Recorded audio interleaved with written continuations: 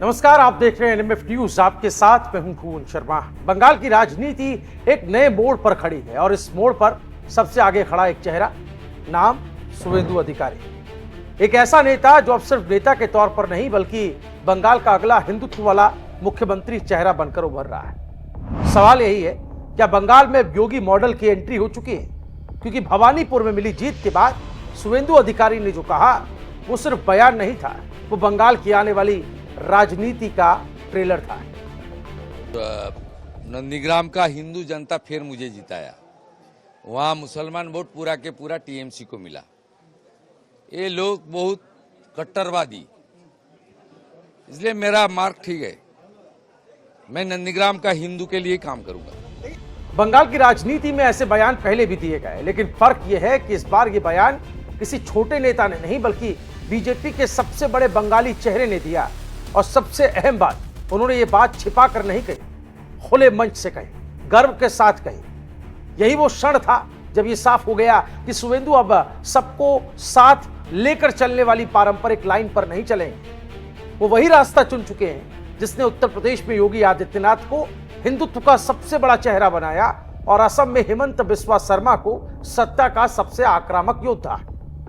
शुवेंदु अब बंगाल में वही मॉडल लागू करना चाहते हैं, जहां चुनाव सिर्फ विकास पर नहीं पहचान पर भी लड़ा जाएगा, जहां राजनीति का केंद्र तुष्टीकरण बनाम हिंदुत्व बन जाता है और संकेत एक दो नहीं लगातार मिल रहा है। जरा याद कीजिए, करीब 3 हफ्ते पहले की वो तस्वीर जब चुनावी मंच पर शुवेंदु अधिकारी ने योगी आदित्यनाथ के सामने साष्टांग दंडवत किया था।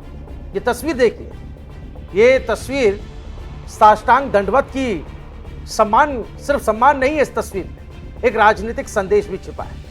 एक तरह से शुवेंदु ने बंगाल की जनता को बता दिया था कि मैं बंगाल का योगी बनने की तैयारी में।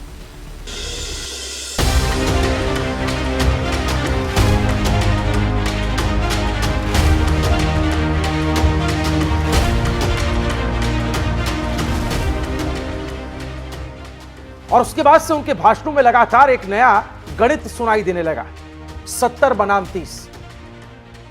Now the Murshidabad issue Bengal का इशू, देश का इशू बन गया है।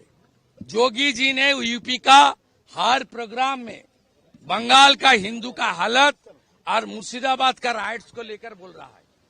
कल बोल रहा है इसको सबक सिखाने के लिए भाषा नहीं डंडा का जरूरत है, इसलिए जोगी जी को टारगेट कर रहा है।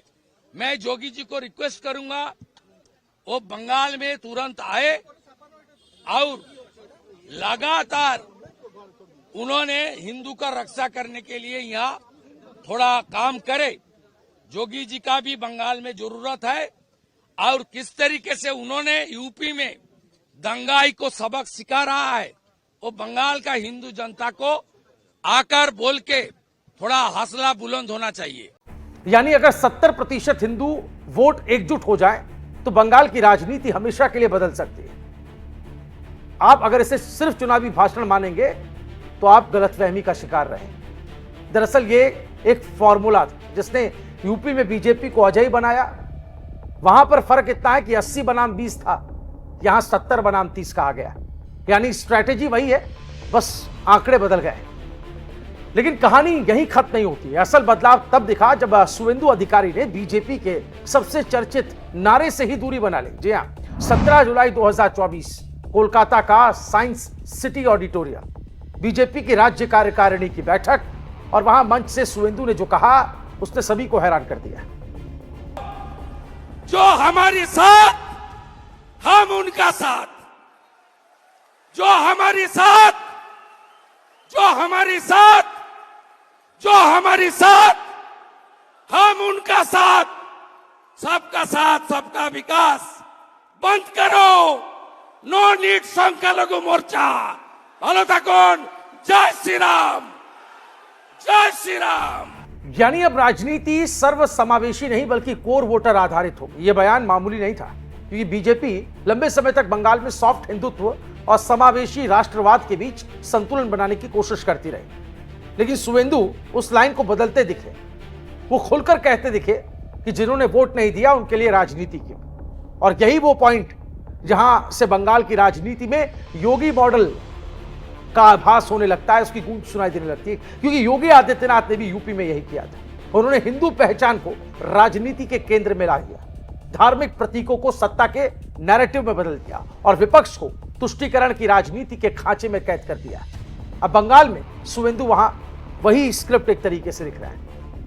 लगातार सनातन की बात हो रही है, हिंदू गौरव, मंदिर, घुसपैठ और डेमोग्राफी चेंज, ऐसे मुद्दे अब प्रमुखता से उठाए जा रहे हैं। यानी ममता बनर्जी को एक तरीके से पहचान की राजनीति के मैदान में ही चुनौती दी गई और हराया भी गया, और यही ममता के लिए सबसे बड़ा खतरा भी बना, क्योंकि बंगाल की राजनीति में लंबे समय तक हिंदू वोट जातियों में बटा रहा, लेकिन अगर शुवेंदु उसे एक पहचान में बदलने में कामयाब हो गए तो पूरा खेल कैसे बदला, अब पूरा देश ही नहीं दुनिया इस बात की गवाह है। यही वजह है कि अब बीजेपी के अंदर भी एक धारणा मजबूत होती जा रही है। 2026 में अगर बंगाल बीजेपी सत्ता के करीब पहुंची है तो चेहरा सिर्फ और सिर्फ शुवेंदु अधिकारी है, और उसे उनका पारितोषिक मिल चुका है। जी हाँ, दिलचस्प बात यह है कि शुवेंदु अब सिर्फ विपक्ष के नेता की तरह ही व्यवहार नहीं कर रहे थे। उनकी भाषा अगर आप देखेंगे, उनकी शैली अगर आप देखेंगे, एग्रेसिव अंदाज देखेंगे तो आपको समझ में आने लगेगा। इन वेटिंग सीएम की तरह उनका यह अंदाज था, और शायद बीजेपी यही चाहती थी, क्योंकि पार्टी समझ चुकी है कि बंगाल में ममता बनर्जी को हराने के लिए जो मध्यमार्गी चेहरा नहीं, बल्कि हमें हाई एनर्जी हिंदुत्व चेहरा चाहिए। ठीक वैसा ही जैसा यूपी में योगी आदित्यनाथ और असम में हिमंता।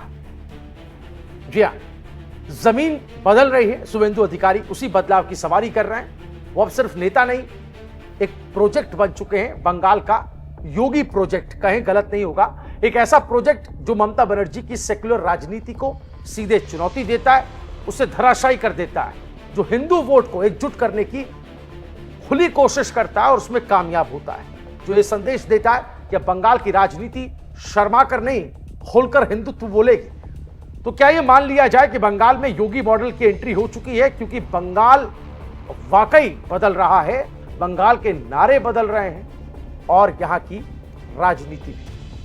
बंगाल का नया मुख्यमंत्री शुवेंदु अधिकारी, कितना बदलाव आएगा शुवेंदु अधिकारी के नेतृत्व में, आपको क्या लगता है?